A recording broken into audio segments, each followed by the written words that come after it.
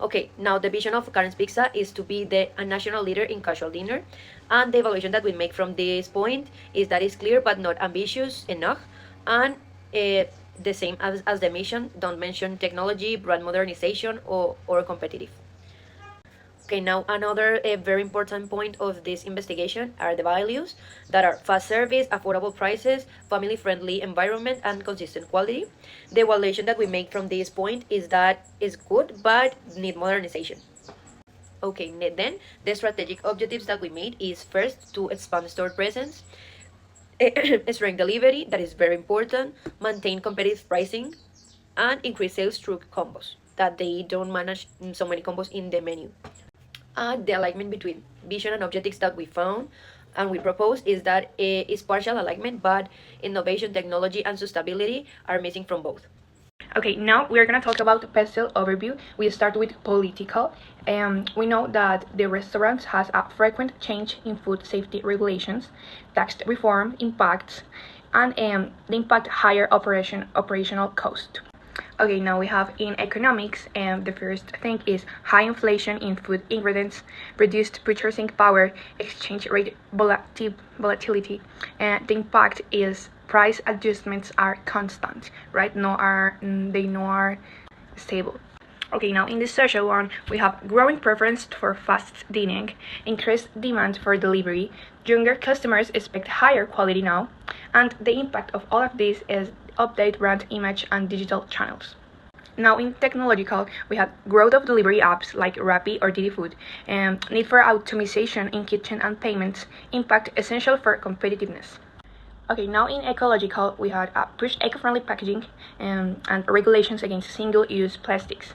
Impact, we need a sustainable packaging change and start regulations against single-use plastics in Karen's Pizza. And the last one, legal, we had strict food handling regulations, new labeling laws, tight labor legal regulations, and the impact it requires in training and increased labor cost. Okay, Porter, 5 forces. First, we are going to talk about the competitors. This is in a high level. The most significant competitors are Domino's, Papa John's, Geno's, Archie's. Geno's and Archie's also have the thing that of the recreation for the kids. So not only in food, also for the type of business they also do. And pizza is something that a lot of different food restaurants have the option. So many local pizzerias are the competitors of Karen's Pizza. They have the competition in the quality, on price, and the speed of their products. The impact is that they require some promotions, like can be the happy hour on the cocktails, like can be some combos that they offer in lunch or for the kids, and all type of offers that can give to the customers. The new entrance right now is in a high level because the dark kitchens are increasing every time more since the pandemic, because they don't have to have a local place where they attend. They only cook and deliver their food. So there is a lot of easy access for them. There are low barriers to enter, and the delivery apps that are right now so common in our regular life. The substitutes is another problem that they will have, and is in a high level because you can eat not only pizza, you can eat chicken, Mexican food, Colombian food, a lot of other alternatives that we have, and have similar prices or lower prices and a good convenience for the customer.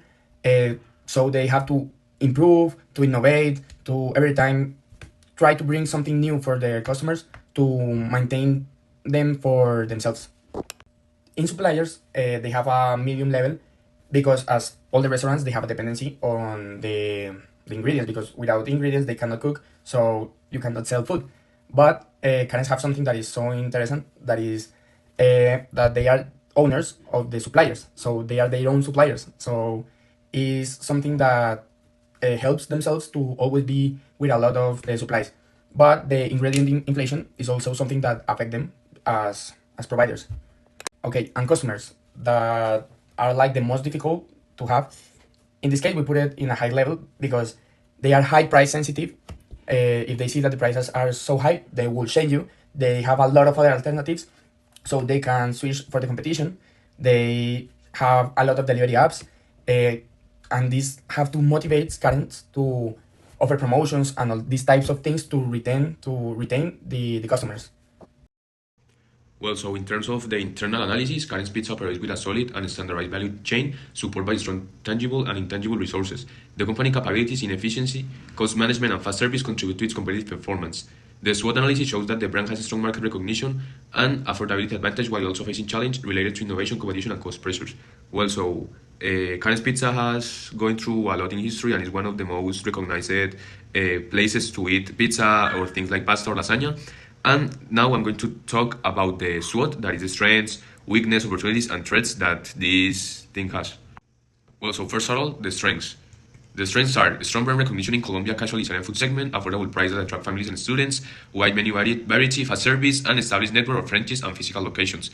Also, I have to mention that basically the idea of Karen's Pizza is to give work to the people that are studying, that have, I don't know, like 19 years old, 20 years old. So it's like a great opportunity to start forming them to get into the laboral world. The next one is the weakness. The weakness is basically like summarized in the limited innovation in menu develop and digital experience. Because, well, as I mentioned before, it has a great menu variety, but this menu is the same all the years. They don't do new things or new drinks. It's always the same things. And also the digital experience is so low because they have like Instagram, but they don't post as much as it should be. And also in TikTok, they start posting some videos like months ago, but they stopped doing that. And we think that is something that they have to do now that the digital era is in the prime. In terms of opportunity, is rising demand for delivery, takeout, and digital ordering, expansion into mid-sized cities and undeserved areas, potential to modernize branding and improve digital engagement. I think that most important here is to go to other places. Currency is only in Bogota and in Cali, or in Palmira, but it's the same as Cali. So we think that they have to go to other places like, I don't know, Medellin, and things that they have to study if they are going to have a good like engagement or not, and obviously improve the part of the digital experience. Well, in terms of threats, is strong competition from large chains, growth of artisanal and gourmet pizza restaurants, changing health food safety level regulation, and customer shift toward healthier or more premium dining experience. Basically, the threats is that Karen's Pizza is not as expensive as other places, but in comparison, like for example, to Domino's or Papa John's, is a little bit expensive. And we can see here there's a price that they give to the pizza that is obviously more. It's not that expensive as Karen's Pizza, so it's like to have a very good balance into the quality and the price. Well, in terms of value chain, the primary activities are the procurement, the sourcing the ingredients, the good preparation, service and delivery, quality control, and digital marketing. That, as I mentioned before, is something that they have to improve. They have efficient and reliable operations, but lacks innovation and modernizations in digital and service experience. Well, this is in terms of resources and capabilities. As we mentioned before, the tangible are physical sourcing multiple cities, the intangible are strong brand recognition in Cali, proprietary recipes and operation know-how. We think that in general terms about the resources, they are very good. They already have a name in the market, and in capabilities, well, the fast service, low cost structures, and all of that.